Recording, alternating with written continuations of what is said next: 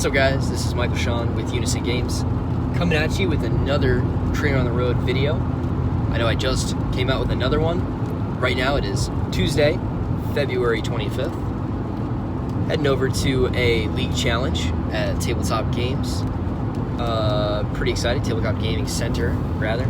And that's going to be pretty pumped. And only 2 days ago, I had the privilege of competing in Massachusetts at another league challenge with my friends Winter and Tom. So I hope you guys check that video out. If you didn't, I will put the link in the description, and you can go ahead and check it out right now or right after this video.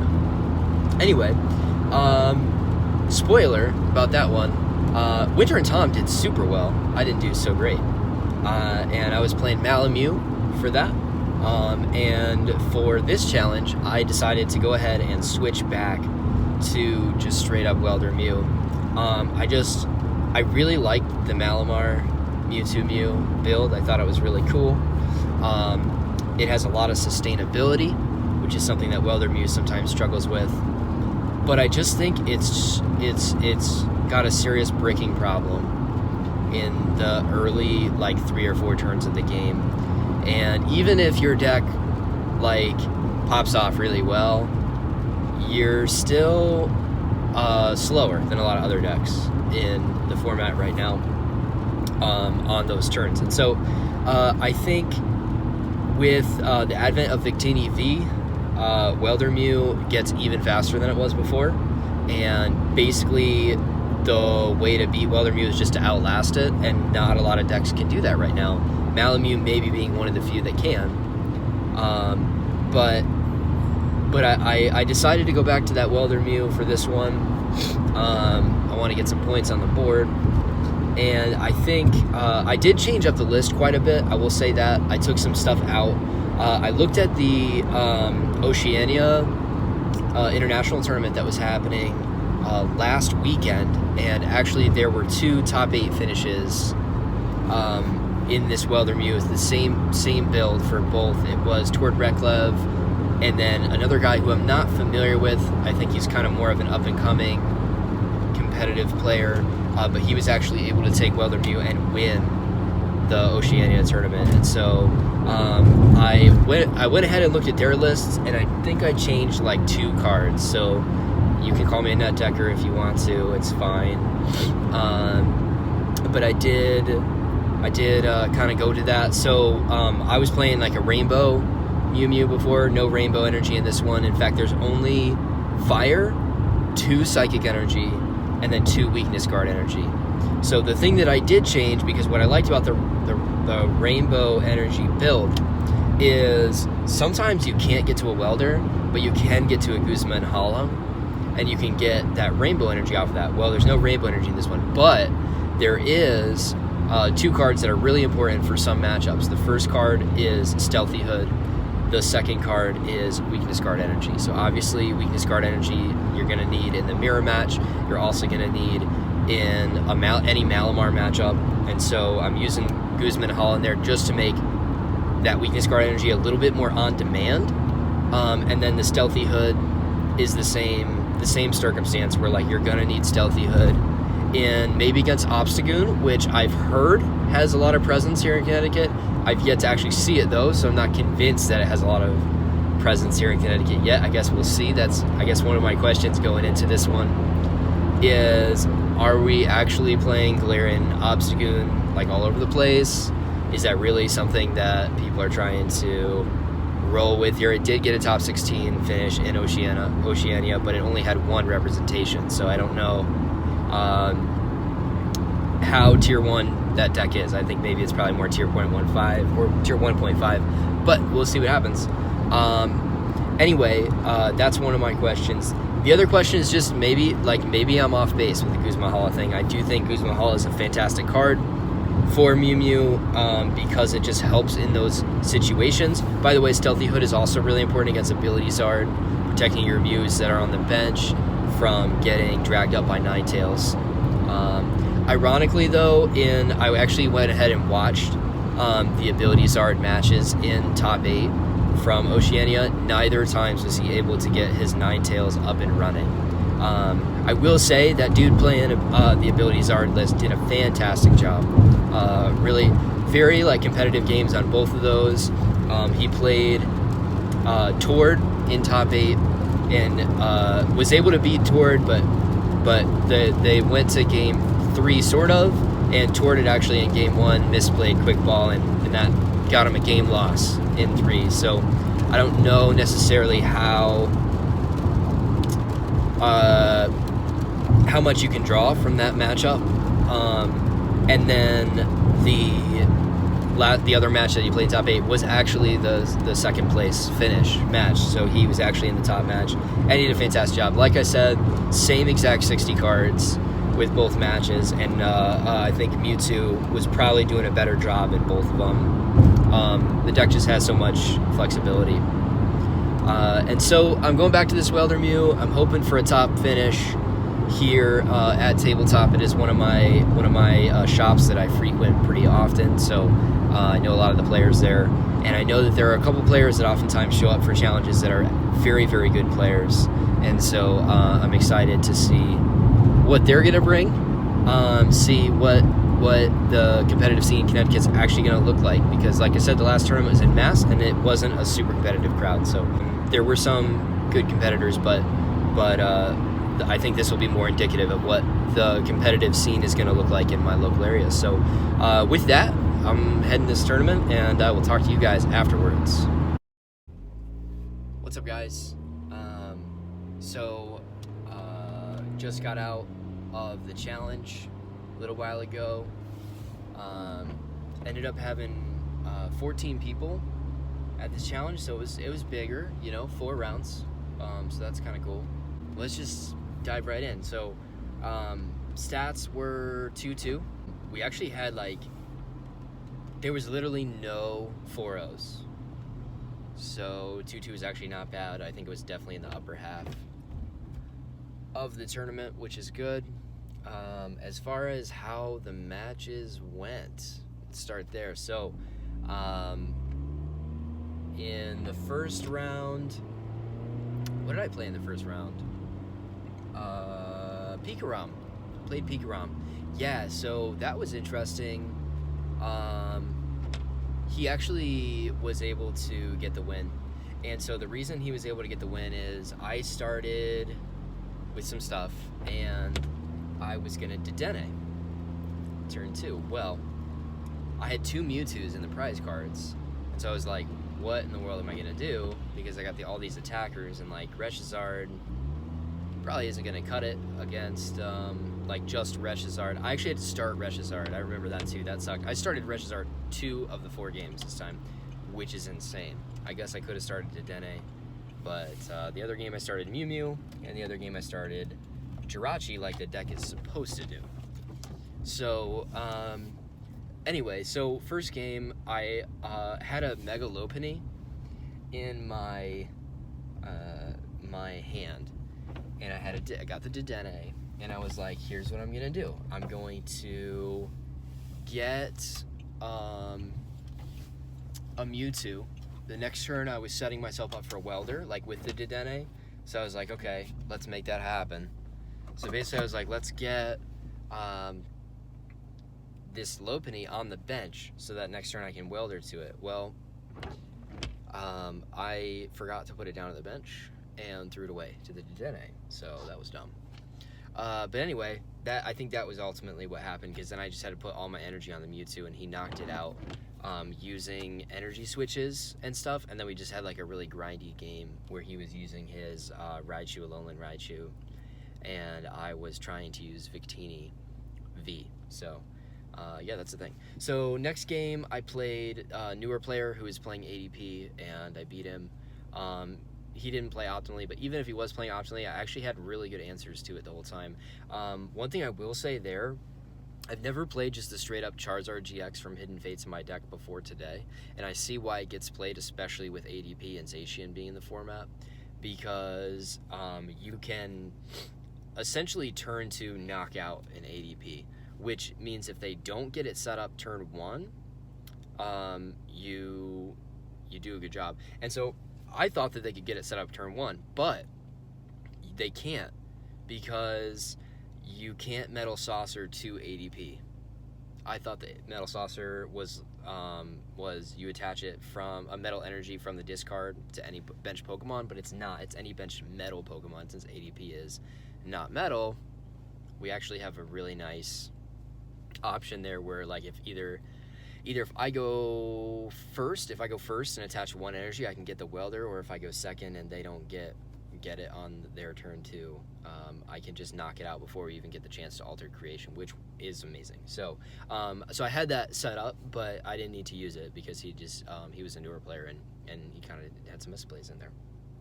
So game number 3 was against this player that was playing Rayquaza GX with the new Rillaboom, and that was really interesting, and I kind of just felt bad. Like, I sniped his Grookey's on the bench with Naganadel, and, like, yeah, it was just, I just kind of demolished him.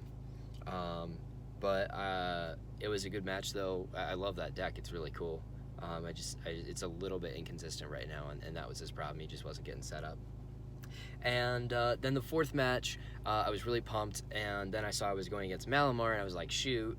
And oh my gosh, I have never, ever seen Mewtwo do what it did to me in that game. Oh wow, it was insane. So first of all, my starting hand was 2 Mewtwo's, 3 Fire Energies, a Reset Stamp, and then something else that I couldn't use. So I had to, Stealthy Hood. So I, first turn going, I went second, which is what you want to do because you need your Welders. And I played Mewtwo, Fire Energy, Stealthy Hood, pass.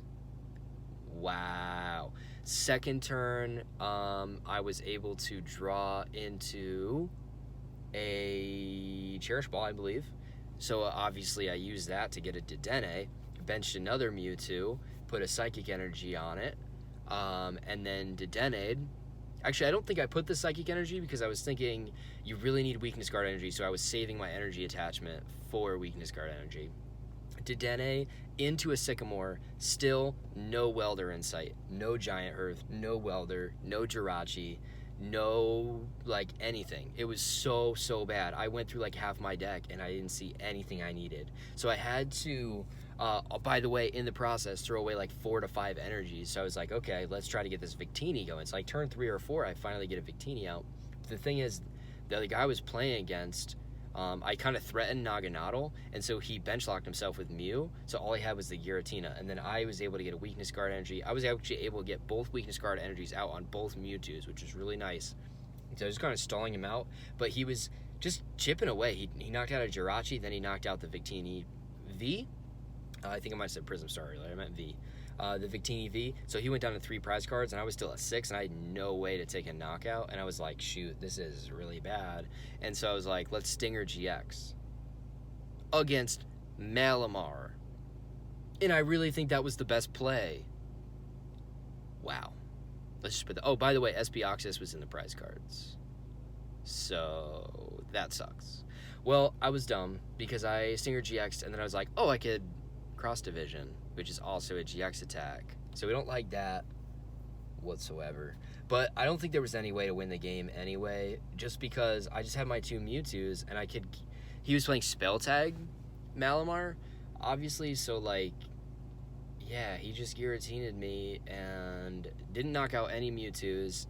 Then I knocked him out. He was at 2 prize cards. I was at 2 prize cards, but then he benched the Solgaleo and Lunala and came out and got me. He was able to Spell Tag onto a Mewtwo, which he had already put 1 damage counter onto.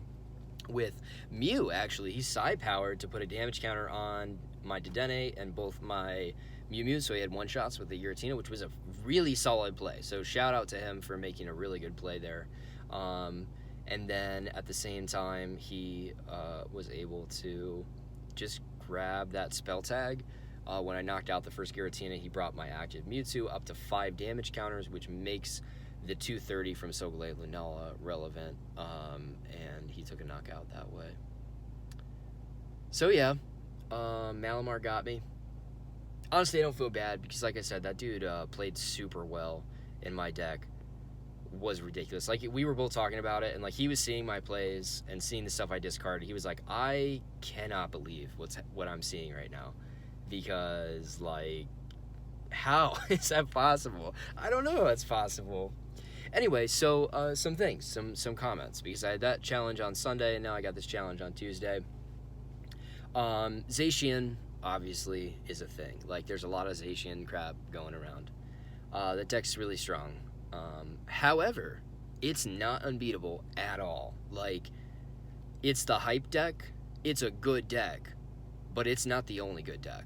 And I think a lot of us were afraid that it was going to be the only good deck. It was going to be like the clear number one deck. I don't think that it is the clear number one deck. I think a lot of decks have a good chance against it.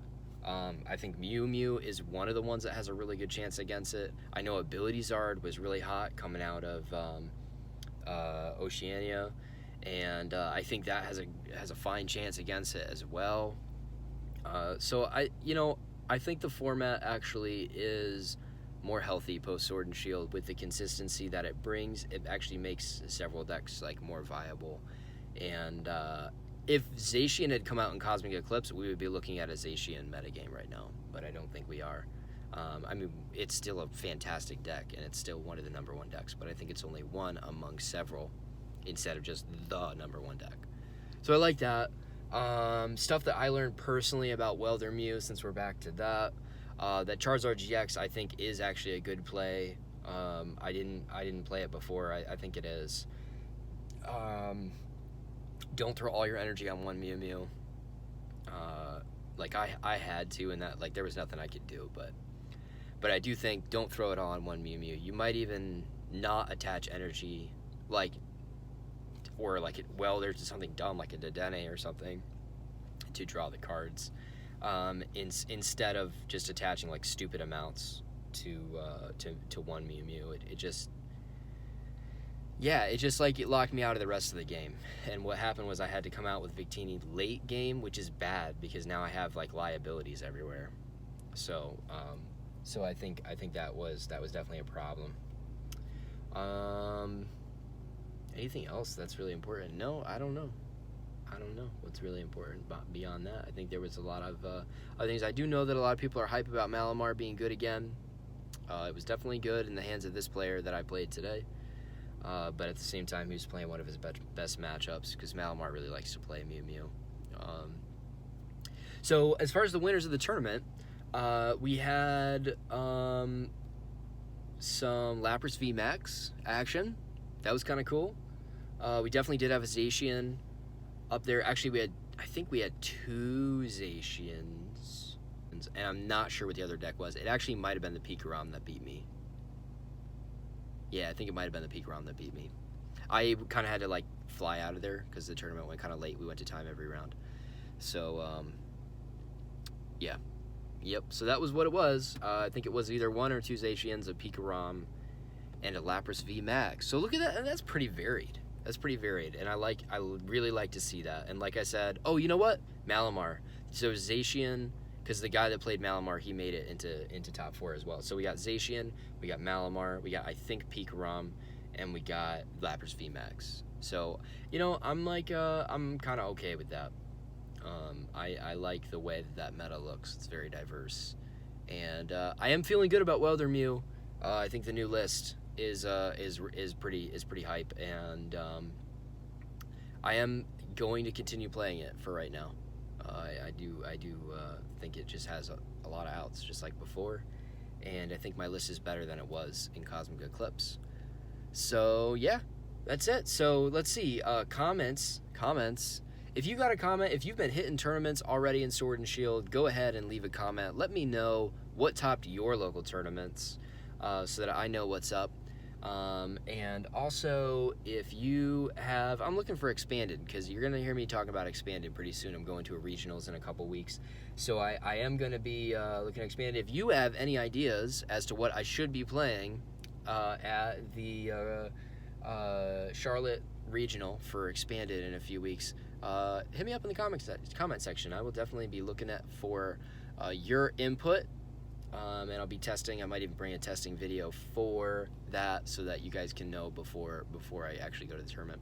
But anyway, this video is starting to get a little long, so as usual, make sure you like, subscribe, and share this video. Definitely check out Unison Games, the whole channel, as well as the Unison Games Facebook page for any types of news or events that I'm running. I know I got some stuff coming up pretty soon, so make sure you tune into that. And as usual, you know, keep playing, keep leaving me comments, keep doing your Pokemon thing. I'll see you guys later.